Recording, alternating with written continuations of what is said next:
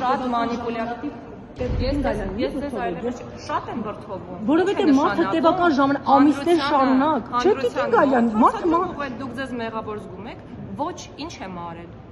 եմ արել կամ ինչ պետք է անեինք, որ չեք արել։ Կմանրամասնեք ինչ էիք արել։ Խնդրում եմ, ինքներդ գործը ուսումնասիրեք, տեսեք մենք ինչ էինք արել եւ ինչ պետք է անեինք եւ դրանից հետո եզրահանգումների եկեք եւ սրանից հետո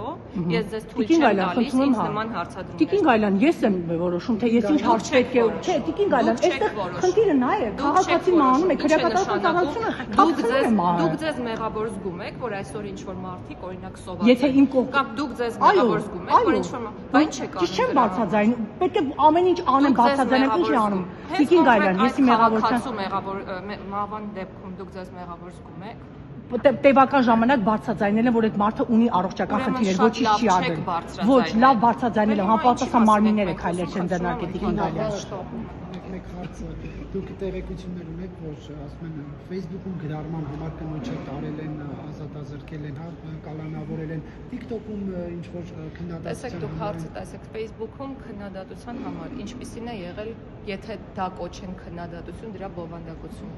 Եթե խոսքը ատելության խոսքի, խտրական խոսքի մասին է, որը պատժելի է քրեորեն, իրավաչափ է ցանկացած ներգործության միջոց, որը տեղավորվում է օրենքի եւ իրավունքի շրջանակներում։ Հիմա ինչպես ես մեկնաբանեմ, դուք հարցը տալիս եք այնպես, որ ստացվում է, որ ինչ էլ արված լինի, իրավաչափ չի կարող լինել, իսկ իմ պատասխանը հետեւյալն է. եթե այդ խոսքը պարունակում է ատելության հատկանիշներ, վիրավորական արտահայտություններ եւ այլն, որոնք հատում են շեմը այլևս քրեորեն հետապնդելի արարք համարվելու, այո, իրավաչափ է քրեական հետապնդման ցանկացած գործողություն։ Ինչպես է ստացվում, որ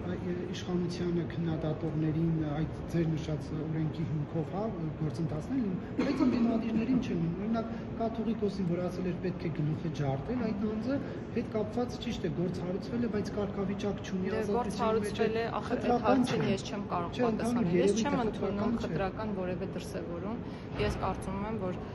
ցանկացած արարքին պետք է տալ ճշգրիտ գնահատական եւ համանման իրավիճակներում այդ գնահատականները պետք է լինեն նույնը։